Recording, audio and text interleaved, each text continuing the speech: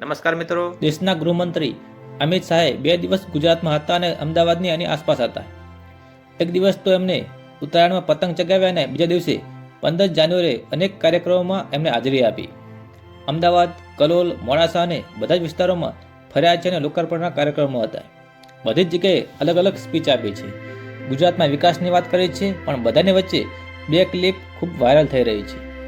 જે 2 ક્લિપમાં એ સીએમ વિશે વાત કરે છે અને ગૃહમંત્રી હર્ષ સંઘવી વિશે વાત કરે છે। એ જ્યારે સીએમ વિશે વાત કરે છે ત્યારે એવું કહેતા દેખાય છે કે ભૂપેન્દ્રભાઈ, તમને ખબર નહીં હોય, પણ આ જે રસ્તો છે, રસ્તા પર હું સાયકલ લઈને ફરતો હતો અને અત્યારે ચકચકાટ રસ્તો થઈ ગયો છે। પહેલાં મને એવો વિચાર આવતો હતો કે આજે હું સાયકલ લઈને આ બાજુ ગયો છું તો પાછો ઘરે આવીશ ત્યાં સુધી પંચર જ હોય, એવી પરિસ્થિતિ હતી। તો આપણે પહેલાં સાંભળીએ અમિત શાહ શું કહી રહ્યા છે। નમસ્કાર, હું છું આપની સાથે ભરત સબોસણા। વિડીયોની અંદર નવા હોય તો વિડીયોને લાઈક કરી ચેનલને સબસ્ક્રાઇબ કરી નાખજો। નમસ્કાર ભાઈઓ બહેનો, આજે અનેકવિધ કામોના લોકાર્પણ, ખાતમુહૂર્ત, લગભગ માણસા તાલુકામાં 241 કરોડ રૂપિયાના લોકાર્પણ ને ખાતમુહૂર્ત થયા।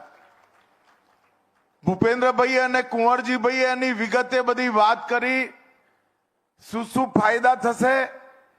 પણ ભૂપેન્દ્રભાઈ, તમને ખબર નહીં હોય, અમે માણસાથી સાયકલ પર અંબોડ આવતા હતા, ભાડાની સાયકલ લઈને આવતા હતા અને પાછા જતા પહેલા પંચર ના પડ્યું એવું કોઈ દાડો બન્યું નતું।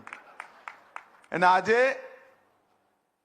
માણસાથી હું અહીં આવ્યો, રોડ પર ચકમકતો રોડ, મેં જ ભૂમિપૂજન કર્યું હતું, માનું ભવ્ય મંદિર, અને હવે અહીંયા મોટું તળાવ સરોવર બનશે।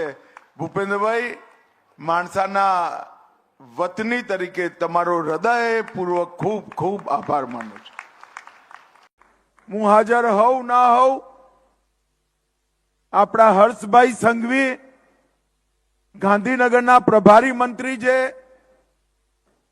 કલોલમાં ડોરું પાણી આવે, કોલેરિયા ફાટી નીકળે, એક ફોન પર અહીંયા આવી 24 કલાકમાં નિરાકરણ કરવાનો હર્ષભાઈનો રેકોર્ડ છે। ભાઈ, તાલી વગાડો જરા હર્ષ સંઘવી માટે। જો નવા હોય તો વિડીયોને લાઈક કરી ચેનલ સબસ્ક્રાઇબ કરી નાખજો। નમસ્કાર।